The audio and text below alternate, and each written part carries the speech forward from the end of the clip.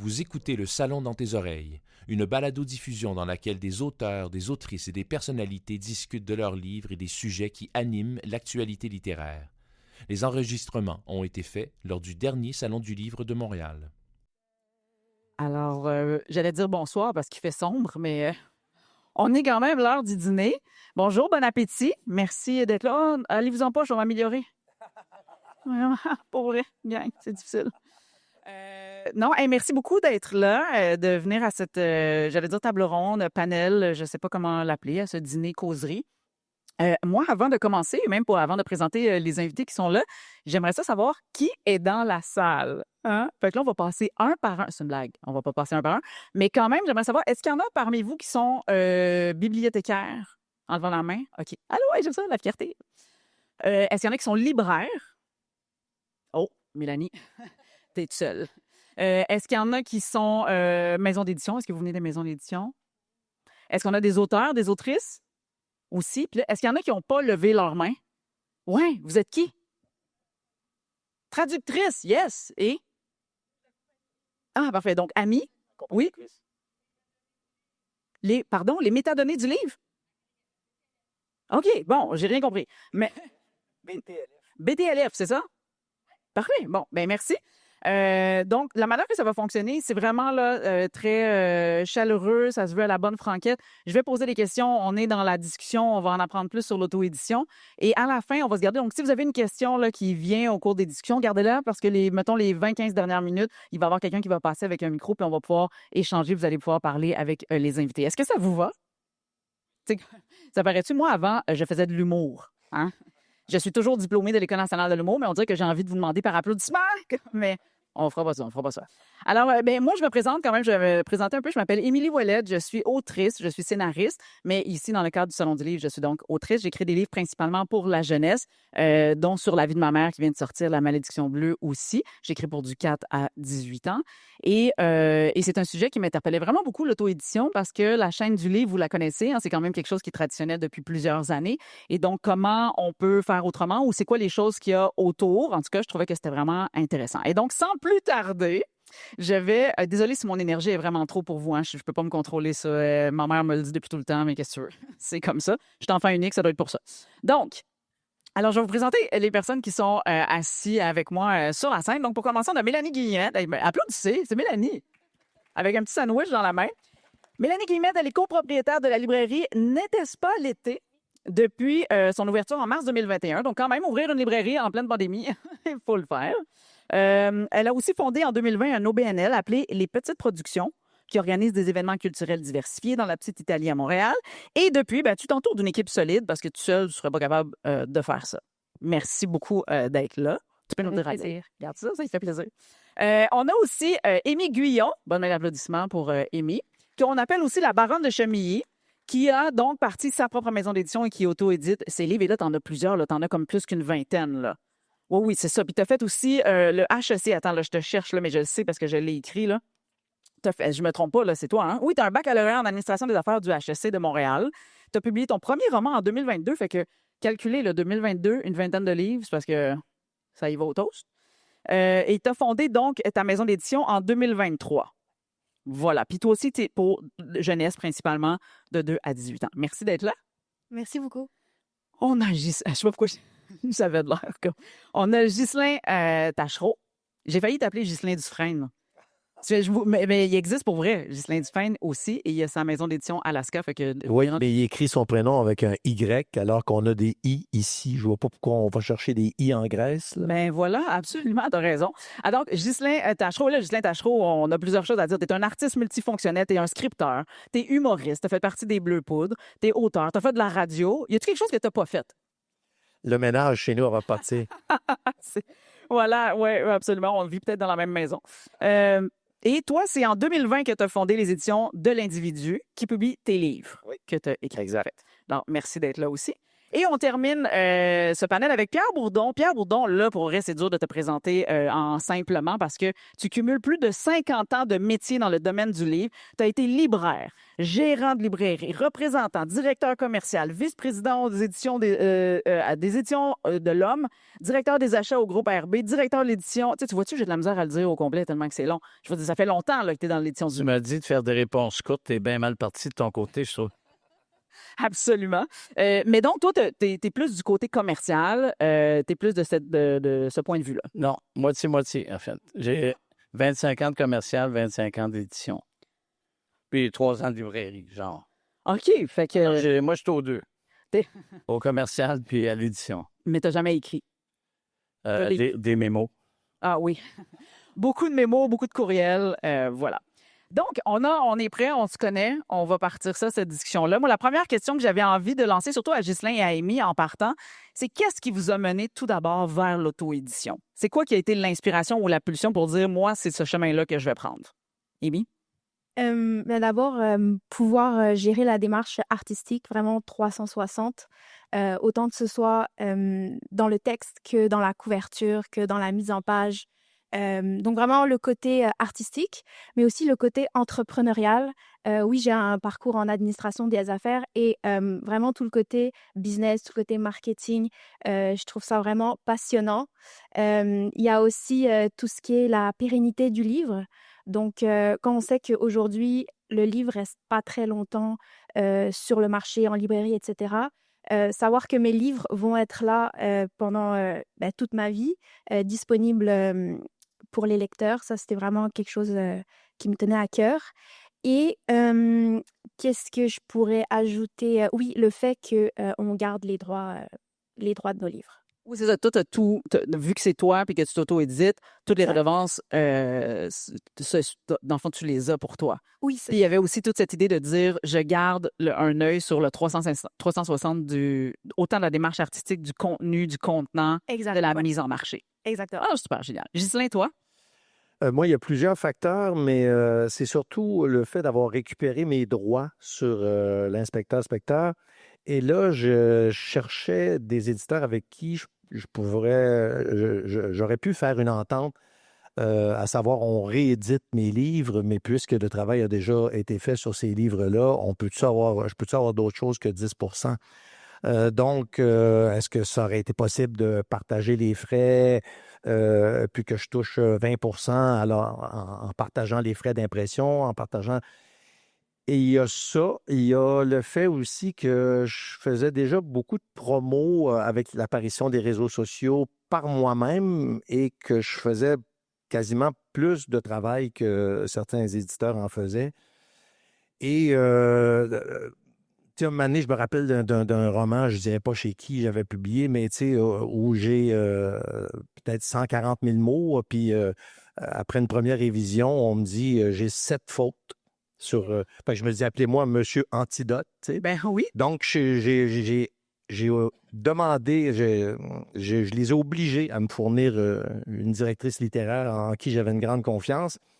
Et donc, avec toutes ces données-là, je me suis dit, pourquoi je n'essaierais pas de rééditer moi-même mes romans de l'inspecteur-specteur. Et avec ma blonde, on a préparé le dossier, on a approché Carte Blanche, qui n'existe plus, je crois. Et la dame, j'ai Carte Blanche, a reçu tout ce qu'on a fait, puis elle a dit, dans le fond, vous n'avez pas besoin de nous, vous avez juste besoin d'un distributeur. Attends, mais Carte Blanche, c'était une maison d'édition. Oui, c'était une maison d'édition qui OK. proposait à une personne de s'auto-éditer en fournissant direction littéraire, graphiste, donc en fournissant tous les outils nécessaires à une bonne publication. Et donc, à la lumière de ces commentaires-là, on s'est dit, pourquoi on ne partirait pas... tout ça, je ne l'aurais pas fait, sans distributeur non plus, mais c'est ma blonde qui gère toute l'aspect plus... Oui, elle est gestionnaire, elle est chargée de projet dans la vie. Elle a travaillé en Afghanistan, en Afrique, elle a géré des budgets de 20 millions. Fait que, donc, j'ai grandement confiance en son jugement, beaucoup plus dans la gestion, beaucoup plus qu'au mien. Donc, c'est pour ça qu'on a décidé de se lancer dans l'aventure. Et donc, j'assume les frais, mais je suis loin de 10 aussi. Oui, je récupère tout. Ouais, puis je détiens tous les droits. Puis c'est sûr que je n'ai pas de subvention, mais je ne suis pas obligé d'écrire le mot Canada nulle part dans mes livres. Donc, il y a une plus grande liberté aussi Oui. que ça permet. Mais en fait, oui, mais ça dépend à quel niveau on parle de liberté, parce que c'est pas parce que je m'auto-édite que j'ai pas une directrice littéraire, que j'ai pas un bon personnel pour faire la révision, que j'ai pas des... Tu sais, je veux pas sauter d'étape, je voudrais pas bâcler. Puis j'ai une morale. Ma blonde est ma première lectrice, elle a une morale. Puis ensuite, la directrice littéraire a une morale. C'est une femme avec une acuité intellectuelle redoutable. Donc, je voulais juste être maître à bord. Puis avec les réseaux sociaux, toute l'autopromotion que je fais moi-même en tournant mes capsules, en les montant moi-même, Tu investis beaucoup de temps et j'ai d'énergie. investi beaucoup d'énergie. Puis je le faisais déjà quand j'étais publié ailleurs. Sauf que là, ça me rapporte à moi au lieu d'être échelonné un peu partout. Éparpillé. Ouais. Oui, je comprends. Puis c'était un refus, c'est une question, juste avant d'aller à nos deux autres invités, mais c'était un refus que tu avais quand tu es allé voir d'autres maisons d'édition pour avoir plus que 10 Y avait-tu de la flexibilité ou pas tant? Je voyais que c'était pas une façon de faire habituelle, puis je voyais que c'était plus ou moins recevable. Puis je me disais, je serais obligé de m'embarquer dans des discussions interminables, des négociations interminables. Et à l'âge où j'étais rendu, je suis une personne âgée, mine de rien, je me suis dit, je peux assumer les frais, donc j'ai décidé de faire le D'aller dans l'autre penchant. choix. Ouais. Pierre, dis-moi, qu'est-ce qu'une maison d'édition, tu penses, peut apporter ou peut offrir à un auteur que tu n'as pas en auto-édition? Bien, les deux exemples qu'on a ici avec nous, c'est pas seulement des auteurs, c'est des entrepreneurs. Ah oui. La façon dont ils se sont décrits, c'est qu'ils avaient le goût de prendre en main tout le processus. Donc, la beauté, on est dans un âge d'or de l'édition aujourd'hui parce que moi, je me rappelle, il y a 20 ans, j'étais à l'ANEL, puis on disait, la bibliodiversité, le plus grand nombre de livres vendus dans le plus grand nombre d'endroits, dans le plus grand nombre de styles littéraires possibles. Bon. Mais aujourd'hui, il y a plus que ça. Il y a le livre audio qui a pris de la place, le livre numérique a pris de la place, l'auto-édition a pris de la place. Alors, à un moment donné, l'auteur qui a son œuvre et qui veut mettre cette œuvre-là disponible au public, il y a beaucoup d'options, plus qu'auparavant. Ça ne veut pas dire que les éditeurs traditionnels ne peuvent pas faire la job. C'est juste que quelquefois, ça ne convient pas. Dans ton exemple de récupérer tes droits, moi, les années que j'étais aux Éditions de l'Homme, le nombre d'auteurs qu'on a dépannés, qu'on est allé chercher dans des maisons d'édition peu recommandables, qu'on leur a... En récupérant les droits. En récupérant les droits et en trouvant la façon de le faire. Tu sais, je pense que tu es allé chez Carte Blanche. Carte Blanche, c'est de l'auto-édition organisée. C'est pas, pour moi, c'est pas une vraie maison d'édition. Non, c'est pas, je ne prétends pas ça non plus. Non, mais ce que je veux dire, c'est qu'un éditeur, enfin, si on s'était connus à l'époque, regarde, je vais vous donner un exemple. Toi, tu as récupéré tes droits d'une maison d'édition avec qui ça a mal été à la fin. Moi, j'ai récupéré les droits aux Éditions de l'Homme d'India Desjardins qui quittait Michel Brûlé. Hein? Donc, on a trouvé la façon. On l'a fait. C'était tout un engagement, c'était tout un processus. J'ai récupéré des droits de d'autres maisons, de Pierre Turgeon, qui est un mauvais éditeur qui a à peu près baisé la moitié de la planète, Édition Trait d'Union. Alors, les mauvaises maisons d'édition, on les connaît et on a souvent dépanné les auteurs pour venir et on a trouvé des façons. Donc, ce que je veux dire, il ne faut pas penser que parce que l'auto-édition existe, les grandes maisons d'édition n'ont pas les moyens d'être accueillantes. Je pense qu'on peut l'être. Oui, je suis d'accord. Je suis totalement... Et je dis autre chose aussi. Il y a eu beaucoup de discussions avec l'UNEC et les associations concernant les contrats d'édition. Moi, je peux vous dire, là, toutes les fois que je suis allé récupérer des pauvres auteurs mal pris avec des éditeurs qui n'avaient pas été gentils avec eux, tous ces auteurs-là avaient un contrat impeccable. C'est pas le contrat le problème. C'est la bonne foi. C'est ça. Tu signes de bonne foi. Dès qu'il y a de la mauvaise foi, que ce soit le contrat que tu voudras, tu vas être dans le trouble pareil. Moi, j'ai rarement vu des mauvais contrats. J'ai juste vu des gens qui les géraient mal ou qui étaient malhonnêtes. Alors, c'est sûr que souvent, dans les associations, tu es là et tu es pris pour défendre l'ensemble de tes membres.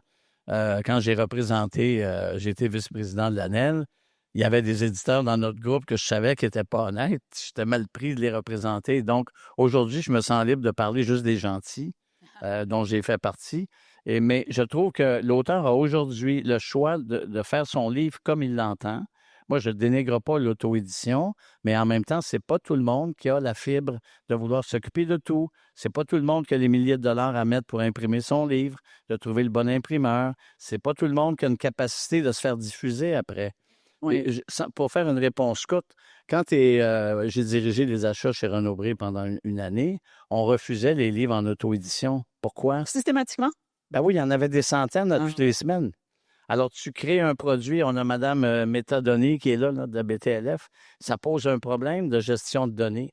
Même un distributeur va pas vouloir prendre en distribution un seul livre parce que l'énergie qu'il va mettre juste pour créer la case de cet éditeur-là dans son système, il vient de passer des profits que ça va lui rapporter. Attends, mais explique. Désolé, peut-être que tout le monde est au courant, puis je veux pas ralentir le groupe. Mais je veux comprendre.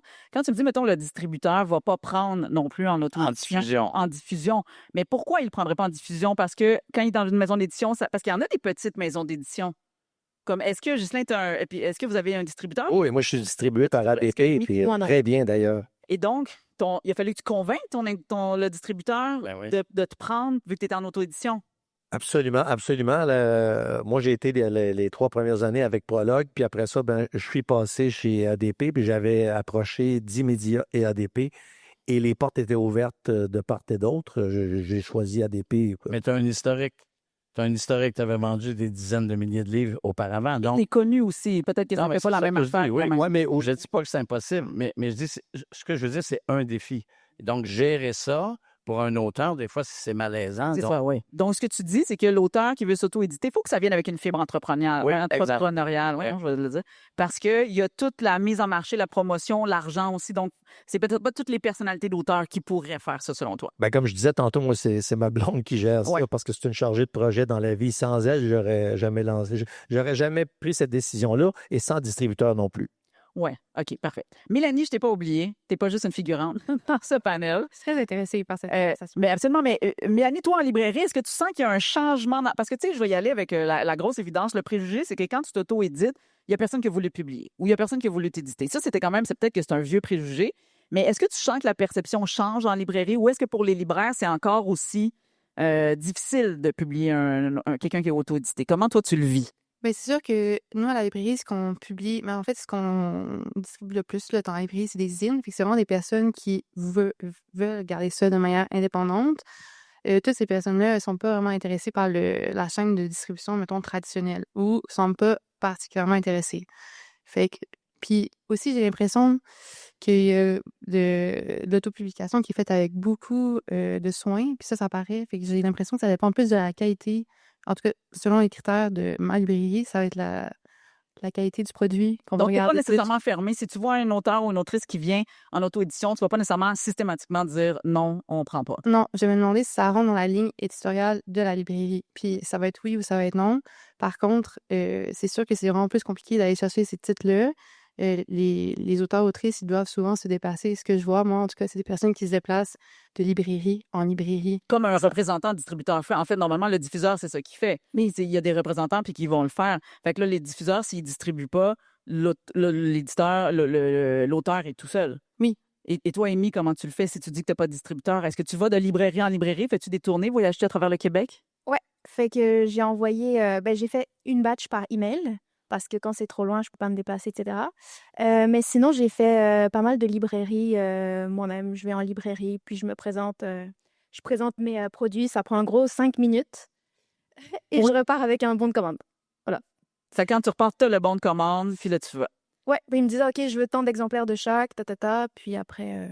Est-ce que ça fonctionne de la même manière que par le marché traditionnel? C'est-à-dire que, tu sais, parce qu'on le sait que quand les livres sont placés, on a jusqu'à 1 an avant que les libraires puissent les renvoyer. Est-ce que c'est la même chose en auto-édition? Bien, mettons, dans le cas de la librairie, encore une fois, nous, ce qu'on fait souvent quand on prend d'auto-édition, on la prend en consigne. Fait que ça veut dire que ça vient aussi avec beaucoup plus de suivi. Tu sais, on va se demander est-ce qu'on a vendu les copies, les 5 copies qu'on a prises dans l'année.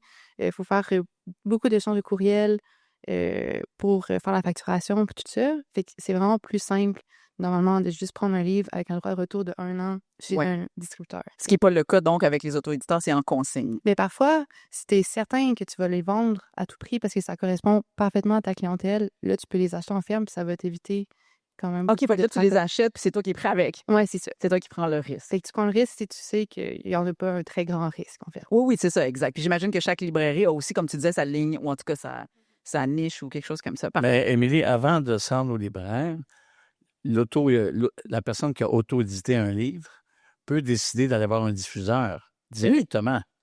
Bon, moi, quand j'ai été diffuseur, j'ai signé des contrats de diffusion En pour auto- des maisons d'édition qui avaient un livre. Ah oui. Quand j'ai signé les éditions de Michel Quintin, il y avait un livre. Oui. C'était le livre de sa femme, qui était vétérinaire au zoo de Granby. Le livre s'appelait Zoo. Et elle faisait une émission de télé, Salut, bonjour, une chronique sur les animaux. Et j'ai dit, OK, on va le prendre. Et c'est devenu Michel Quintin. J'ai signé Marc Alain avec un livre qui est devenu Modus Vivendi, qui fait 10 millions par année aujourd'hui.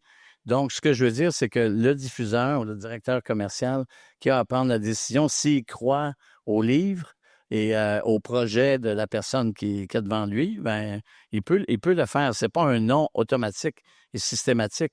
Mais pour le libraire, pour des livres qui sont pas chez un diffuseur, là, ça devient une C'est plus question complexe. vraiment individuelle et chaque librairie prend sa décision. Mais peut-être plus systématique vers Renaud-Bré, mettons, ou Archambault, qui vont peut-être refuser les auto-édités. Bon, on ne le sait pas encore. C'était comme ça dans le temps. Pour un livre, c'était sûr que c'était non. Là. OK. Parce que juste créer tout ça dans la machine, Ça ne vaut pas nécessairement la peine. ça vaut pas la peine. Maintenant, oui, une vedette qui avait déjà vendu beaucoup, qui arriverait avec un livre, peut-être. Tu sais, je dis peut-être. Oui, c'est ça. Il y a beaucoup de facteurs qui peuvent changer la décision. Mais en même temps, ce qui m'intéresse, c'est que tu dis, mettons, du point de vue du diffuseur, il peut décider, comme Michel Quintin, tu as pris le premier livre, ne sachant pas ce que ça allait devenir. Ça aurait pu être là. Absolument pas. Sauf que dans ce cas-là, si ça change tout, c'est pour le libraire. Parce que le libraire le reçoit du diffuseur parmi le catalogue. C'est ça? Le libraire peut décider de ne pas le prendre aussi. Oui, je sais, mais je veux dire, il n'y a pas à le prendre en consigne. C'est là la différence, en fait. Non, puis si ton livre, s'il a commandé 10 livres, les 10 livres sont retournés, ben c'est toi qui assumes les frais d'entreposage, puis tout ça. Donc, t'assumes le fait que tu as décidé de t'auto-éditer. OK. Oui, mais chaque maison d'édition est responsable de ses stocks. Les livres qui sont, mes livres à moi de chez Hugo, qui passent par Hachette, qui sont chez ADP, ils appartiennent à Hugo. S'ils ne sont pas vendus, c'est crédité à Hugo. C'est en consignation. De la même manière que toi, tu prends un livre auto-édité en consignation, mais même les grands diffuseurs, c'est en consignation. Il y a eu des exceptions à une époque où les diffuseurs faisaient des achats fermes de grandes maisons, mettons Taschen ou des choses comme ça, mais c'est exceptionnel. C'est exceptionnel, mais oui, j'imagine. Parce que le risque est trop grand, j'imagine. Donc, OK. Puis là, mettons qu'on t'en as parlé un peu tantôt, Ghislain, de la qualité éditoriale. Toi, tu t'engages ta direction. Tu sais, toi, tu t'es recréé, dans le fond, l'équipe que tu aurais en maison d'édition. Ben, en fait, oui, c'est ça. J'ai brûlé aucune étape. J'ai reproduit les mêmes étapes que quand j'étais dans des maisons d'édition. Sauf que c'est moi qui paye, tous ces représentants-là. Et que je donne un exemple niaiseux. Une année, j'ai été invité, il y a peut-être je ne dirais pas le nombre d'années, les gens vont faire des liens avec Game of Solitaire. Mais je suis invité à faire 7 bibliothèques bas du fleuve. Donc, on me demande un livre à faire tirer par bibliothèque. Et l'éditeur me dit, ben, je ne peux pas t'en donner plus que 4.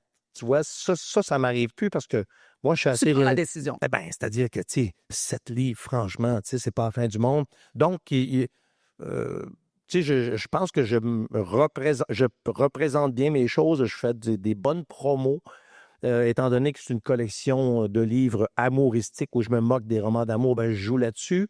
Puis, je fais des capsules. Puis, tu sais, je suis habitué, je fais du montage dans la vie. J'ai commencé... Si, absolument. Oui, c'est ça. Donc, je sais comment manier l'humour pour vendre mon produit. Et au lieu de faire beaucoup d'argent à l'éditeur, ben, je m'en fais faire plus à moi. Ben oui, absolument. En fait, toi, la prise de risque était calculée, ça valait la peine pour ça. Ça valait pas mal la peine, ouais. Mais l'éditeur qui a refusé de te donner tes 7 livres, il est bête parce qu'il t'a perdu. Oui, ben c'est Je m'excuse, les mauvais éditeurs, ça existe, là. Oui, c'est une insignifiante. Il y a des auteurs incompétents, mais il y a des éditeurs incompétents. Aussi, Je oui. veux dire, autant d'un bord que de l'autre, là.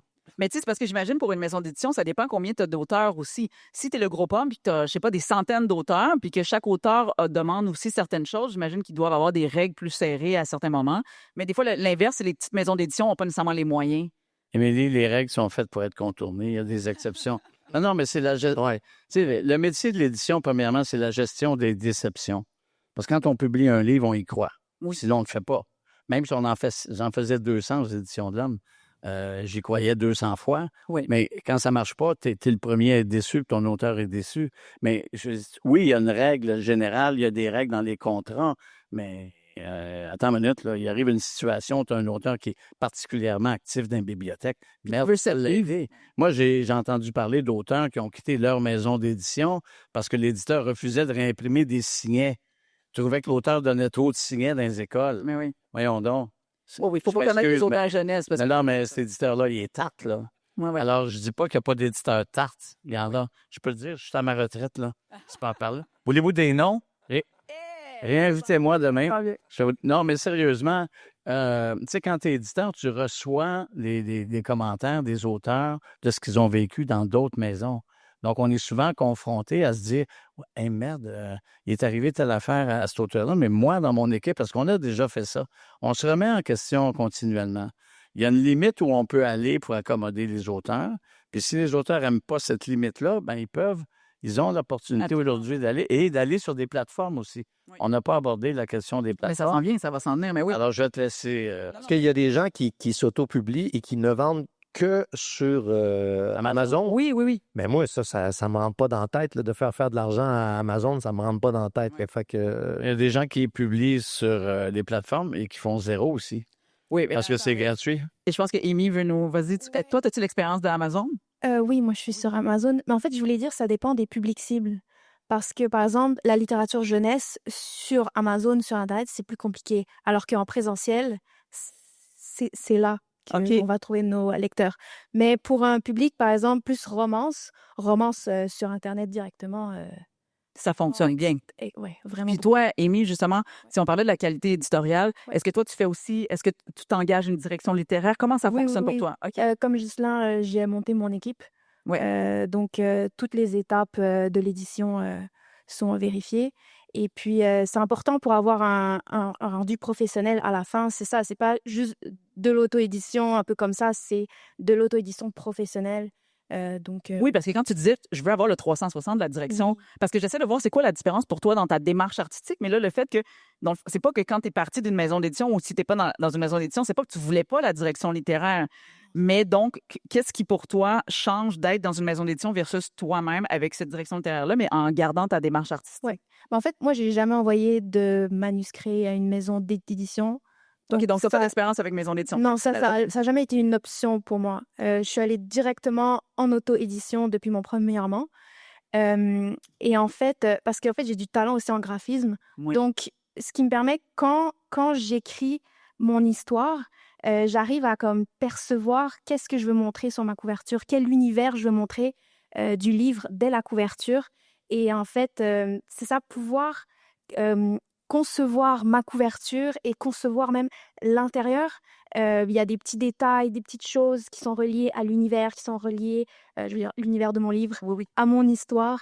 Et tout ça, pour avoir cette démarche 360, c'est tellement incroyable, c'est tellement prenant, c'est passionnant. Ben oui. Et ça fait que mon livre, je l'aime encore plus, puis j'aime penser que c'est encore plus immersif pour le lecteur.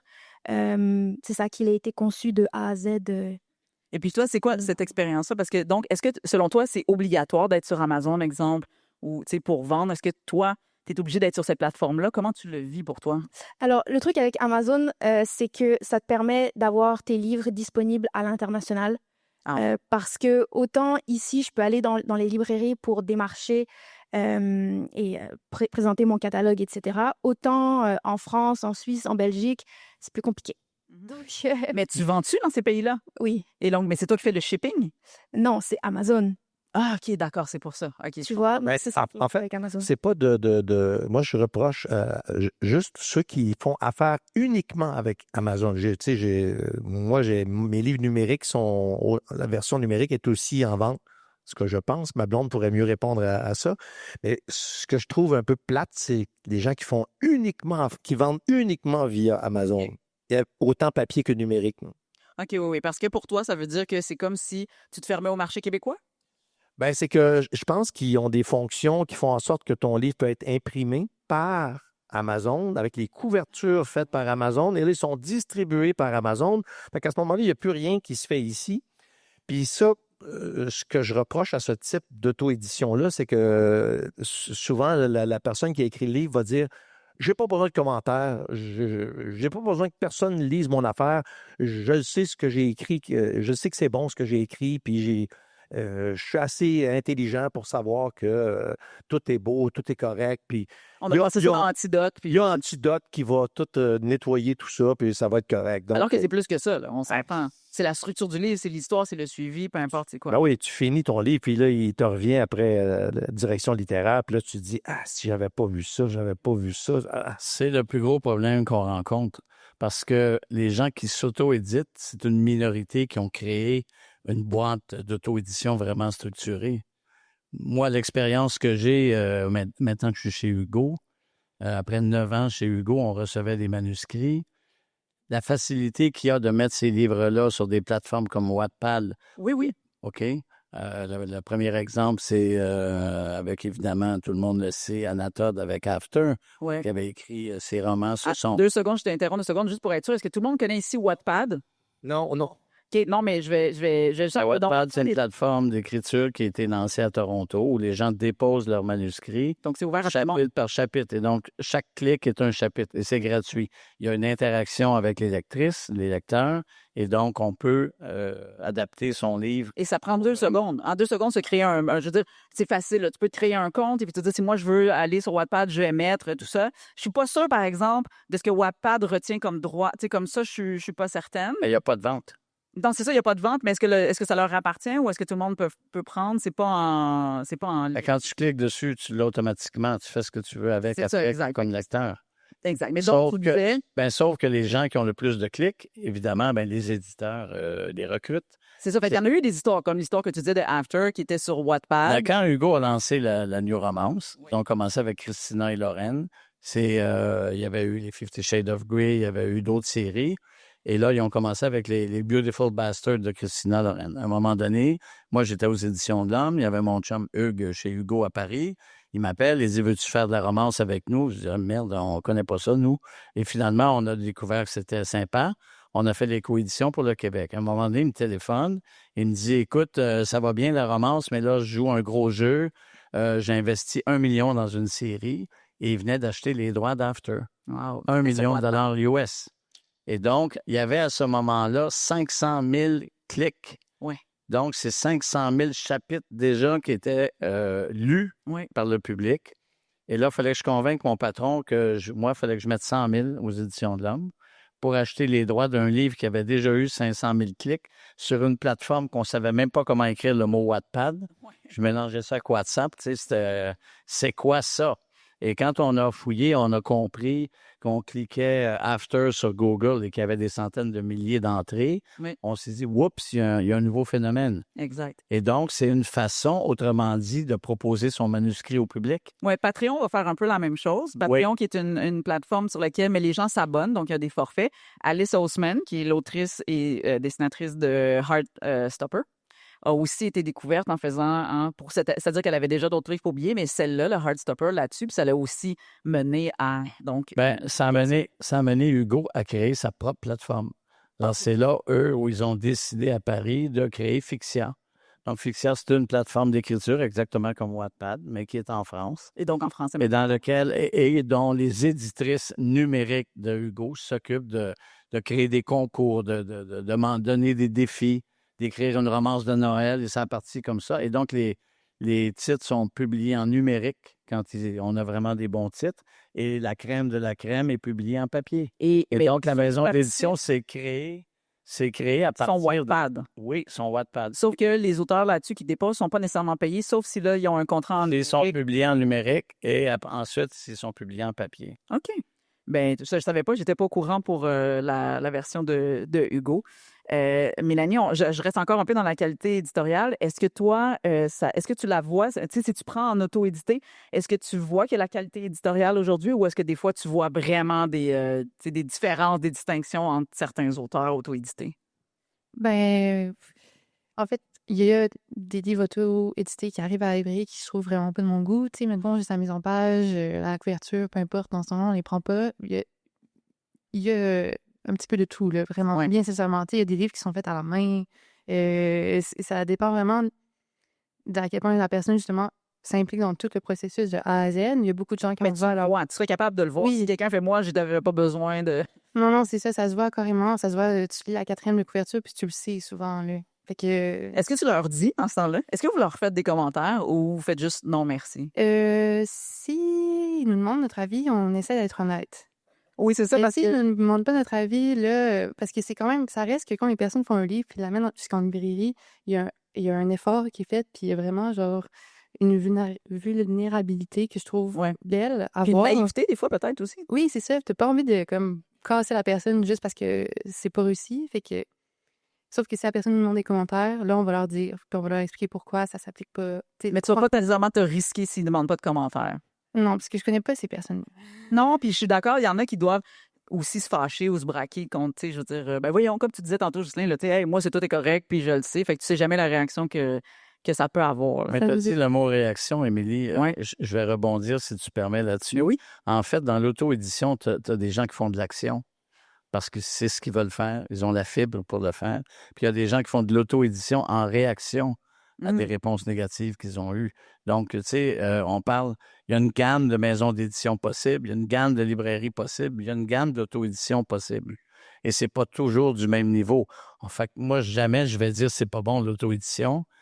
Par contre, il y a du pas bon là-dedans aussi. Oui, absolument. Mais comme tu disais tantôt, il y a des maisons d'édition qui ne Ben, sont pas nécessairement bonnes. Notre Fait- éditrice Sandrine qui lit un manuscrit et qui dit « Pierre, on va pas prendre ce roman-là parce qu'il y a trop de travail à faire. » Ouais. Et qu'on le retrouve auto-publié une semaine après notre refus, ça veut dire qu'il continue à avoir beaucoup de travail à faire. Ou je dirais même des fois publié dans une autre maison 2 mois plus tard. Donc, ce que je veux dire, la gamme de qualité, elle est variée. La gamme d'implication que l'auteur est prêt à mettre dans son ouvrage, soit à travailler avec son éditrice ou sa réviseur sur le contenu ou s'auto-éditer, ça dépend de chaque individu. Et toute la palette est là. Et quand je dis on est dans un âge d'or, c'est que tous les possibles sont là. C'est ça, il y a quelque chose qui est ouvert. Là. Oui. Puis est-ce que, selon toi, qui a été éditeur aussi là, longtemps, est-ce que, tu sais, quelqu'un qui s'auto-édite, et donc le livre a été publié, est-ce que c'est une fermeture qu'une maison d'édition le reprenne? Le plus difficile, c'est quand quelqu'un dit je me suis auto-édité, j'en ai vendu 800 dans l'année. Et là, je me cherche un éditeur parce que j'ai plus le temps de m'en occuper. OK. J'ai 8 enfants, bébé 1, bébé 2, bébé 3. Oui. J'ai pas 8 enfants, mais j'en ai 4. La manière dont t'en parles, c'est comme si t'en avais 8. Si on te suit dans tes médias sociaux. Moi, je fais un burn-out juste à te suivre. Ben, je sais. Non, mais si on me demande de publier le prochain livre, je me dis l'autrice ou l'auteur a déjà d'expérience. Si le manuscrit est bon, ça m'intéresse. De reprendre le Ça premier t'intéresse, ton, oui. c'est plus difficile. Parce que déjà, il y a des libraires qui vont dire non, c'est une remise en marché, j'en prends pas. Par exemple, les grandes chaînes, Renaud-Bré va souvent refuser de prendre une deuxième édition parce que pour eux, c'est une remise en marché. C'est pas de nouveauté. Ah ouais, fait que, mettons, l'auto-éditeur... Et je vise pas Renaud-Bré spécifiquement, mais non. ce que je veux dire, il peut arriver qu'il y ait une résistance. Mais c'est quand même une réflexion que l'auteur ou l'autrice doit avoir. Parce que si tu te dis... Parce que c'est vrai, là, mettons, il arrive quelque chose... Ghislain et Amy, vous pouvez plus, vous manquez de temps, ça se peut plus nécessairement, mais vous avez quand même des livres, le produit est bon. Puis là, tu n'as pas de maison d'édition qui veut nécessairement le reprendre, mais toi, tu trouves ça plate que tes livres tombent comme en 2 chaises parce que, je sais pas, il se passe d'autres projets dans votre vie. Ben c'est quand même un risque que l'auteur doit se dire avant d'aller en auto-édition, ben est-ce que je suis sûr de mettre mon 100% puis d'avoir le temps et l'énergie à consacrer à ce livre-là? Parce que après 1 an ou 2, si ça se peut plus, c'est probablement qu'aucune maison d'édition va le prendre. Ça serait ça la tendance. Non, puis tout à l'heure, tu disais le fait de tout publier t'assure une pérennité dans le temps.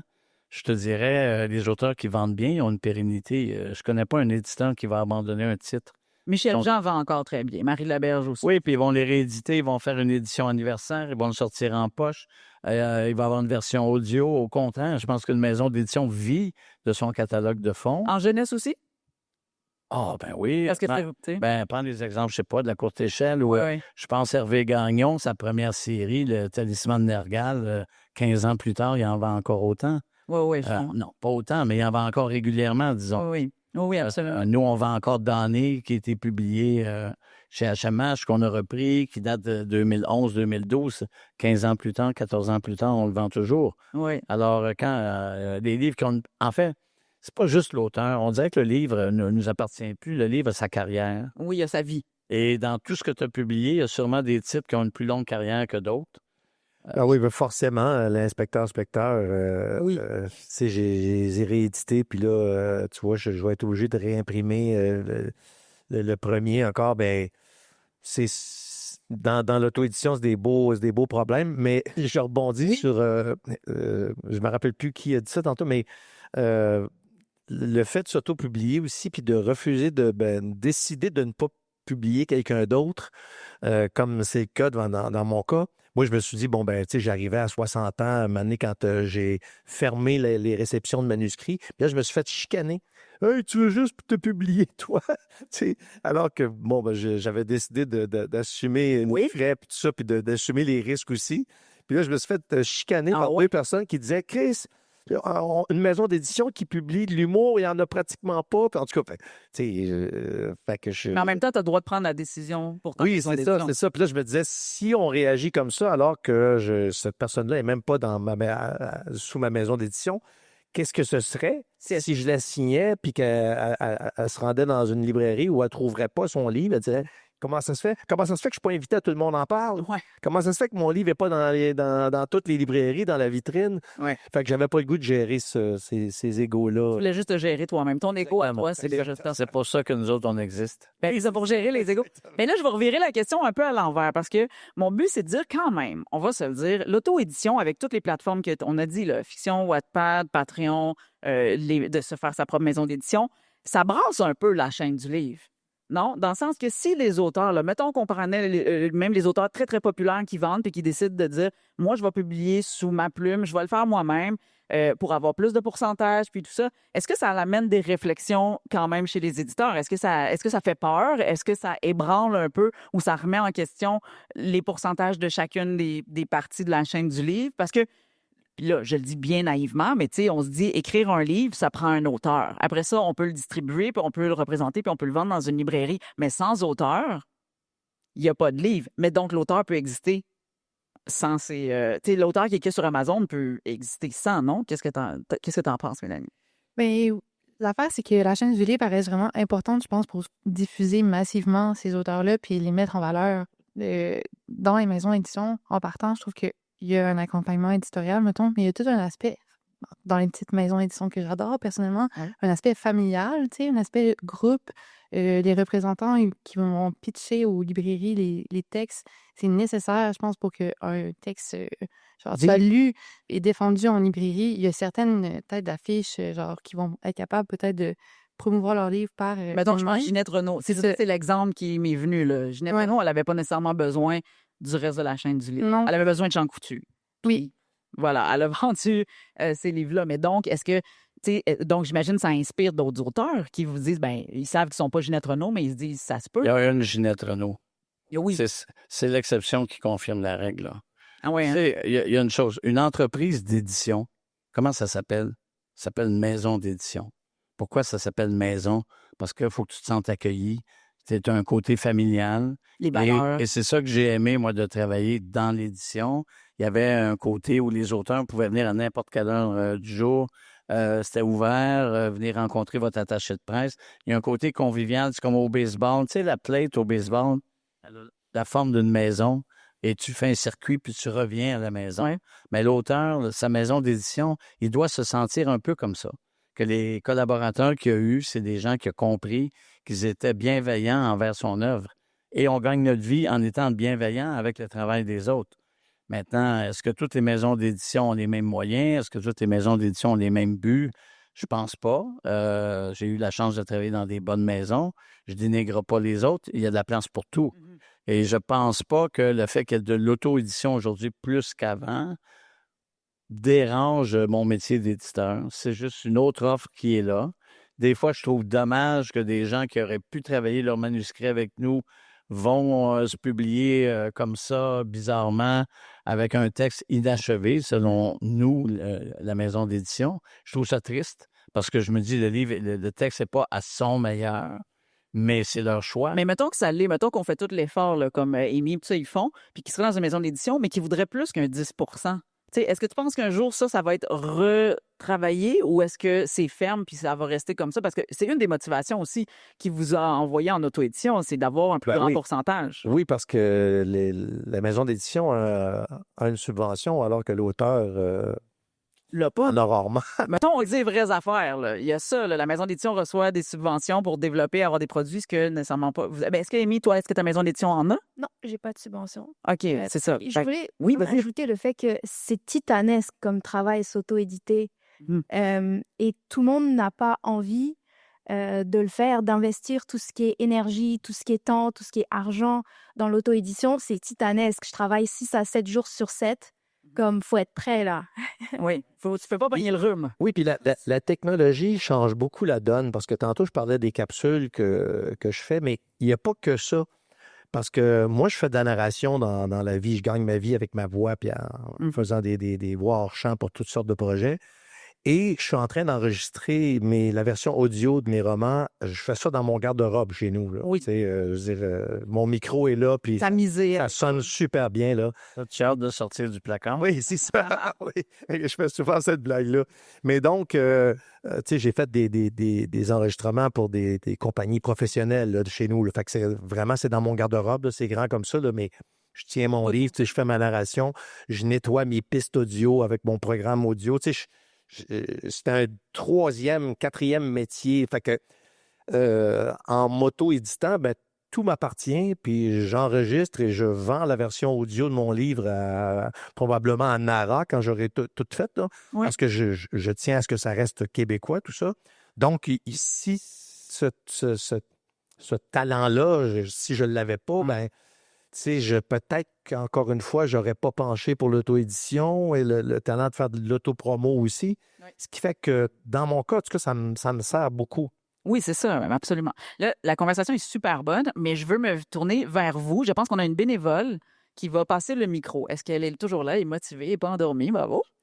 Merci. Donc, elle est là. Est-ce qu'il y en a, en levant la main, qui aimerait intervenir, poser des questions? On est à l'étape là, où on se dit les vraies choses. On est aveuglé, on ne saura pas c'est qui. Non, c'est ça, avec le kit. Mais sinon, j'ai d'autres questions, là, on va continuer. Mais est-ce qu'il y en a qui ont des interventions? Non, pas pour le moment. Si jamais, je te laisse le soin de regarder. Fait que si jamais vous avez une intervention, pointez-la à notre bénévole qui est là. Mais on va continuer. Là, oui, Émilie. Oui, moi, je voulais rajouter un truc quand même. Oui, parce que quand on parle du pourcentage qui est donné aux auteurs, si je pense, du point de vue de libraire, ce que je représente aujourd'hui, dans la chaîne du livre, on a 30 à 40 quand tu as des bonnes conditions. Puis, je me demande, si on donne plus de pourcentage aux auteurs, c'est qui donne de son pourcentage? Parce qu'en librairie... on a 100 on a une taxe. On a 100 puis les 40 mettons, en librairie, je le vois, là, puis j'avais lu des statistiques avant d'ouvrir la librairie, puis une fois tout payé, dépenses au complet, s'il reste 1 de tes ventes annuelles, donc compte en banque de ta librairie, tu as réussi. Fait qu'on n'a pas de marge de manœuvre. Ouais. J'ai l'impression que les éditeurs, ça dépend si c'est des gros éditeurs ou pas, mais j'ai l'impression que la marge est limitée. Et les distributeurs. Donc, mettons qu'on regarde, là, grosso modo, puis corrigez-moi, je n'allais pas nécessairement par cœur. Mais donc, on a les auteurs qui vont avoir 10 on a les libraires qui vont avoir à peu près 40 Donc, les maisons d'édition, ils ont quoi? 30 20-30 Puis le distributeur, c'est combien de pourcentage? 20 Fait qu'on est à 40, 20. Non, ça marche pas, mon truc. Si le libraire a 40 puis l'auteur 10, fait que mettons un 30 pour la maison d'édition puis un 20 pour le distributeur. Donc, qui, selon vous, devrait, si ça bouge le pourcentage, ça va de quel côté? Ben, écoute, je pensais pas qu'on irait sur ce sujet-là. Vous avez une autre heure. On a une industrie fragile. Oui. Dans un petit milieu avec pas beaucoup de population. Et il y a une loi dans les années 80 qui a un peu organisé tout ça. Avant ça, c'était le bordel. Ah oui. C'était le crise de bordel. Ma mère travaillait en librairie. Je la voyais faire des soumissions pour vendre aux commissions scolaires. Les acheteurs des bibliothèques municipales se faisaient inviter en France pour acheter des livres directement en France. D'ailleurs, dans les provinces où il n'y a pas la loi 51, les bibliothécaires des grandes villes se font encore payer à la traite à Paris. Les distributeurs et les grossistes parisiens avaient des chambres de bonne qui prêtaient, des garçonnières qui prêtaient aux acheteurs de livres pour aller faire leurs achats directement en France. Donc, la loi a fait que toutes les institutions qui touchent des subventions pour acheter des livres, écoles, bibliothèques, universités, sont obligées de les acheter chez un C'est libraire. un libraire agréé. Donc, au Québec, les libraires indépendants, plus de 50 et en région, c'est des fois 70 de leur chiffre d'affaires vient des collectivités. Donc, les libraires sont, d'une certaine façon, subventionnés. Mhm. Quand tu commences ton année et que tu as 50-60 de ton chiffre d'affaires qui est garanti, il n'y a pas personne d'autre dans l'industrie que ça, right? Les éditeurs, ce qui s'est passé, c'est quand le gouvernement canadien a créé la TPS, ils ont dit on va laisser la TPS sur le livre et on va créer des programmes d'aide à l'édition. C'est là où le ministère du Patrimoine a eu des millions pour les éditeurs. Ils ont dit on va redonner pour la création. Alors, le Conseil des arts a eu plus d'argent, le ministère du Patrimoine a eu plus d'argent. Alors, les éditeurs aussi ont eu leur subvention. Et c'est ce qui a fait que moi, quand j'ai commencé en librairie en 1974, on vendait 12 de livres québécois. Aujourd'hui, c'est 55 du marché. Donc, il y a eu un impact. Donc, on a créé une industrie. Mhm. On a créé un marché, puis on a protégé ce marché-là. Si vous allez au Canada anglais, il n'y a plus de libraires indépendants. Pourquoi? Parce qu'il n'y a pas de loi 51 qui protège l'achat. Donc, ça chez les passe pas libraires par les indépendants. grandes chaînes. Ça passe par une grande chaîne. Quand j'ai commencé en librairie avec Coles, W.H. Schmidt, Classique, il y avait 5 chaînes de librairie. Aujourd'hui, il y en a une, c'est Indigo. Mhm. Oui, il y a une grande chaîne au Québec qui elle-même est une chaîne qui a été bâtie sur Champigny, Garneau, Demarque, etc. C'est devenu Renaud-Bré, Archambault. Mais il y a la moitié du chiffre d'affaires qui est chez les libraires indépendants qu'on permet de rester en vie dans toutes les régions du Québec. C'est unique. Vous n'avez pas ça au Canada anglais. Là. Il y en a plus Mhm. de petits libraires indépendants. Aux États-Unis, presque plus non plus, sauf à côté des universités. Vous allez à Cambridge, vous allez voir 3-4 belles petites librairies cute, là. Donc, Et- pour toi, est-ce que le pourcentage, s'il y avait à jouer, il serait plus entre les maisons d'édition et directement l'auteur? On ne toucherait pas au distributeur. Ou qu'est-ce qui arrive avec le distributeur? Non, je pense que avant la loi 51, les libraires, leur remise moyenne était supérieure à 40 parce qu'ils achetaient chez les maisons françaises. Enfin, on achetait. Moi, quand j'ai commencé en librairie, je recevais mes offices d'achat directement de France. Tu sais, on est dans un autre monde, là. Oui. Tu faisais un retour chez Hachette, ça prenait 1 an et demi pour avoir un crédit. Oui, oui. Donc, C'est autre chose. Mélanie est non, mais il faut imaginer ça. Donc, Ouais. quand la loi est arrivée, le minimum de remise a été fixé à 40, alors qu'on était habitué d'avoir 45-50. Hmm. Donc, mais le minimum est devenu le maximum. Tout le monde a eu 40. Donc, les libraires ont perdu de la remise à cette époque-là, mais ils ont gagné du chiffre d'affaires avec les bibliothèques. Les vrais perdants, ça a été les bibliothécaires. Quand la loi a été passée, Denis Vaugeois a dit on donnera plus d'escompte aux bibliothèques. Donc, cet escompte-là, c'est des livres de moins qui sont dans les bibliothèques. Le gouvernement devait mettre l'équivalent du 20 de remise. Ils ne l'ont jamais mis. Donc, les vrais perdants, c'était les bibliothécaires, donc les lecteurs les moins fortunés qui n'avaient pas les moyens d'aller acheter des livres. Donc, cet équilibre-là, là, il existe depuis presque 50 ans maintenant. Oui. D'aller jouer là-dedans, je vois pas comment ça serait facile à faire. Mhm. Et oui, c'est 10 mais on s'entend que les auteurs vedettes se négocient mieux que ça, se négocient des conditions.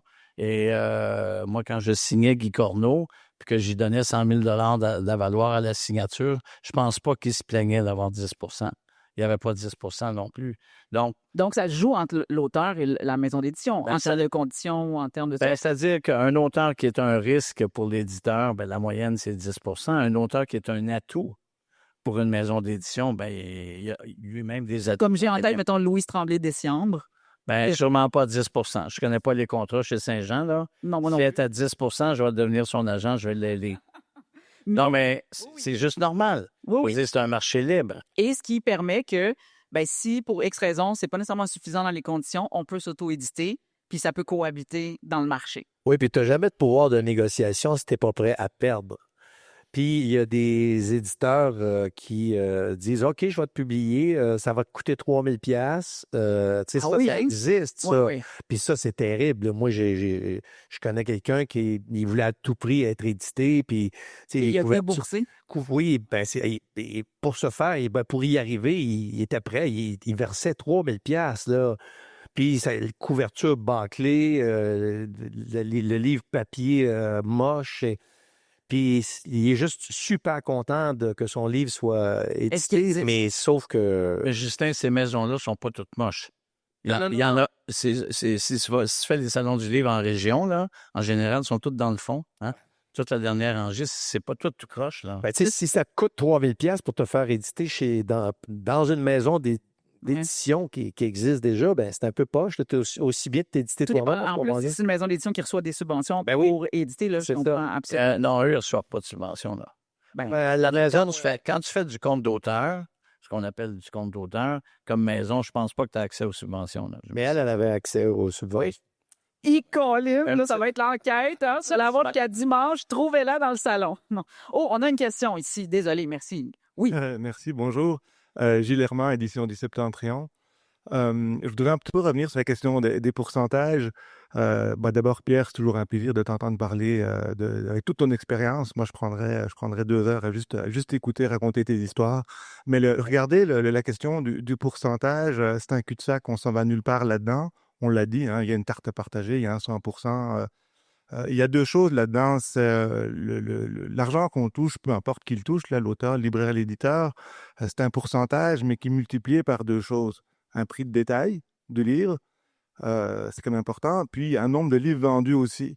Donc, Pierre l'a dit, si un auteur, une autrice est très populaire, effectivement, elle a un levier de négociation parce qu'elle va dire, moi, je vais t'en vendre beaucoup, je vais augmenter la partie vente, donc, tu sais, ta partie pourcentage, tu pourrais la baisser. Puis il y a le prix de détail, ça, je voudrais quand même vous entendre là-dessus, parce que moi, je fais partie de ceux qui pensent qu'aujourd'hui, c'est pas très populaire comme opinion, mais le livre n'est pas assez cher. Le prix du livre n'a pas augmenté aussi rapidement que le reste de l'inflation pour n'importe quel autre produit. Et si on veut augmenter et si on veut mieux payer toutes sortes de personnes dans la chaîne de livres, il va falloir générer plus d'argent et soit faire plus de ventes. Alors, moi, je préférais qu'on augmente le nombre de lecteurs. On va s'entendre, là, mais ça, c'est un projet à moyen terme et c'est beaucoup plus compliqué. Mais à court terme, c'est augmenter le prix de vente si on veut pouvoir augmenter les Donc, conditions. le prix au détail. là. Le prix au détail des livres. Il y a beaucoup de livres qui sont vraiment pas chers. Puis pour différentes raisons, il y a des livres qui sont pas assez chers. Je dis pas cher, mais pas assez chers. Je vois chez mes collègues des beaux livres, je regarde ça, puis je fais, mais comment Et tu fais comment pour ils ont vendre- fait? comment tu fais pour vendre ce livre-là? Alors, on regarde, par exemple, imprimé en Chine. Moi, personnellement, je refuse d'imprimer ailleurs qu'au Québec, mais c'est des choix d'éditeurs. Mais le imprimé en Chine me dérange beaucoup. Mais si on veut garder l'édition jeunesse à un prix raisonnable, et toutes les questions d'accessibilité aussi aux livres, mais il y a une réflexion beaucoup plus globale à avoir que simplement, si on s'accroche au pourcentage, là, on n'ira nulle part avec ça. Là, c'est un point intéressant. Je me permets de surfer sur ce qu'on a dit. Là, on parle du prix de détail. Je vais me diriger vers Amy et Ghislain. Tout d'abord, avec quoi comment vous déterminez votre prix au détail de chacun de vos livres? Vas-y, Amy. Moi, je regarde un peu ce qui se fait sur le marché, dans le même genre de livre, même nombre de pages, etc. Donc, je me base, c'est ça, sur le prix du marché pour établir le prix de mes propres livres. Et donc, en comparaison, donc si on en revient à ce qu'on dit, s'il y a certains éditeurs, pour X raisons, qui vont baisser le prix du livre, parce que, tu sais, j'imagine une maison d'édition qui a beaucoup, beaucoup de moyens pourrait décider de dire, je vais vendre celui-là tu sais, je vais à perte, mettons. Je vais le publier à perte parce que ça va peut-être faire de la promo, ça va peut-être faire parler. Puis là, on compare, là, ça joue aussi sur comment vous déterminez le prix au détail, là, où ça allait être imprimé en Chine, ou si c'est au Québec. Là, Ghislain, tu disais que toi, le Québec, tu vas... Ouais. Comment tu détermines le prix au détail aussi? Ben moi, c'est chez Gauvin, premièrement, que c'est imprimé. Puis ma blonde serait plus habile que moi pour répondre à ça. Mais je dirais, grosso modo, moi, j'avais toujours le désir de garder un espèce de seuil psychologique pour mes romans, dans le seuil psychologique de 20 $. Mais tu sais, après discussion avec le distributeur, après discussion avec ma blonde, tout ça, on s'est rendu compte que Mané, ça se faisait pas parce que, contrairement à moi, mes livres sont de plus en plus épais. Et donc, le dernier, mettons, j'ai 360 pages. J'aurais eu de la misère à vendre ça à 19,95, ce qui fait que j'entends raison, Mané.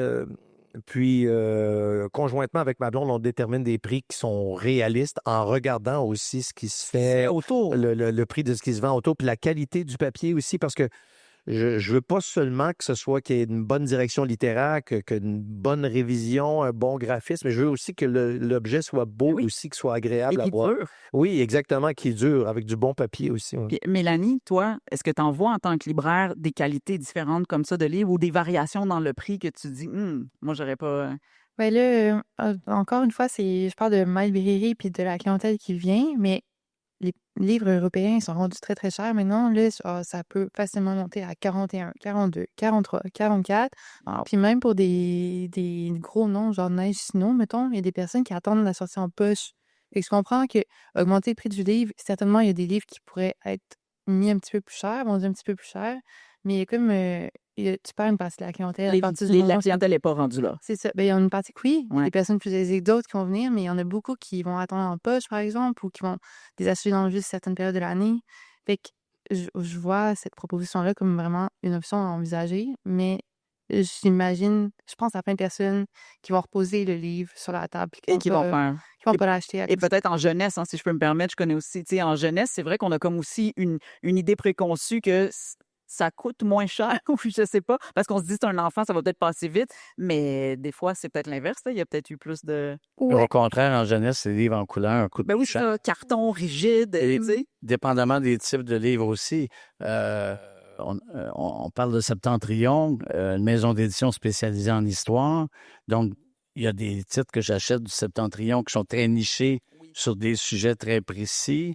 Le prix est moins un enjeu parce que la rareté, c'est le livre lui-même. Puis je suis heureux qu'il l'ait publié. À la limite, à 5 $ de plus, je vais l'acheter pareil. Oui. Si on fait un roman historique plus grand public, bien là, il faut être dans la gamme de prix que le public s'attend à payer. Mhm. Tu sais, nous, on était chez Hugo dans la romance, édition de l'Homme, on était dans des livres très populaires. La recette, même aussi, des fois, ça dépend. Là, tu sais, Ah, j'ai des livres de cuisine, bien sûr, mais je veux dire, il s'agit de comprendre l'équilibre entre comment on peut aller chercher toute la rentabilité possible et donc diminuer nos coûts tout en restant un éditeur gentil, puis payer bien nos gens pour les garder.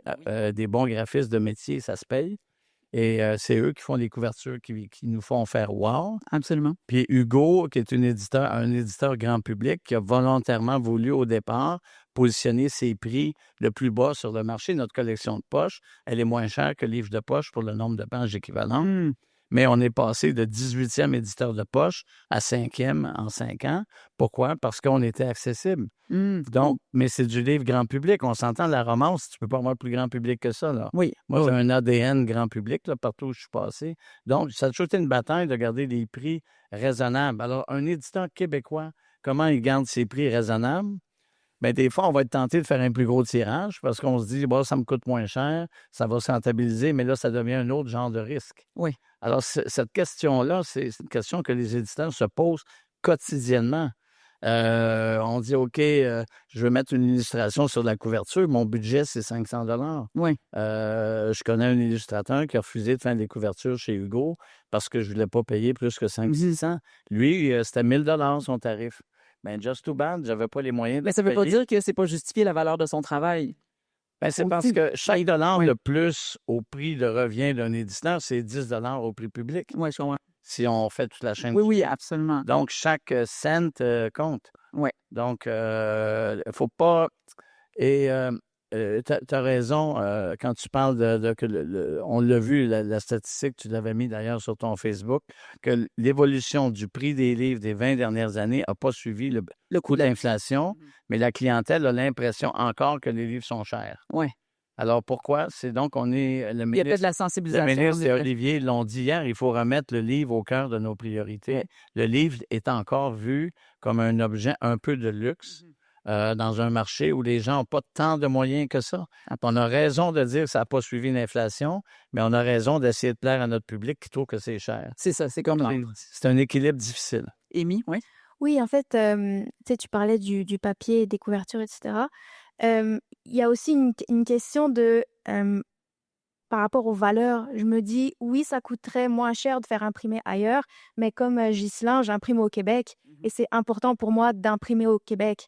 Donc oui, ça me coûte un peu plus cher, mais je décide de prendre sur moi parce que ça rentre dans mes valeurs de faire imprimer ici et de faire produire ici. Et ça en parle. Mais c'est juste que le public n'est pas nécessairement au courant de tout ça, Ouais. mais peut-être qu'il y aurait tendance, on aurait avantage à à le faire pour qu'on puisse être conscient de ce qu'on achète et où qu'on achète. Hey, on aurait pu discuter encore très longtemps, les amis. Merci beaucoup d'avoir participé. J'espère que ça vous a éclairé un peu sur l'auto-édition. Finalement, on n'a pas nécessairement tranché c'est quoi la réalité. On va peut-être voir dans 5 ou 10 ans qu'est-ce que ça va venir, mais ce que j'en conclus, c'est qu'il y a de la place pour tout le monde. Ça prend des personnalités qui sont faites pour ça parce que ça ne sera pas que écrire le livre, là, nécessairement. Il y a d'autres enjeux. Ce n'est pas fermé systématiquement. Je pense que nos libraires sont quand même ouverts. Une bonne histoire, ça reste une bonne histoire et on veut la faire découvrir. Donc, merci beaucoup, Pierre. C'est vraiment toujours un plaisir d'entendre toute l'histoire relatée par tes expériences. Alors, je pense qu'on peut leur offrir une bonne main d'applaudissements. Merci d'avoir partagé ce dîner avec nous. Et je vous invite à consulter la programmation du Salon Pro pour d'autres panels très intéressants. Merci.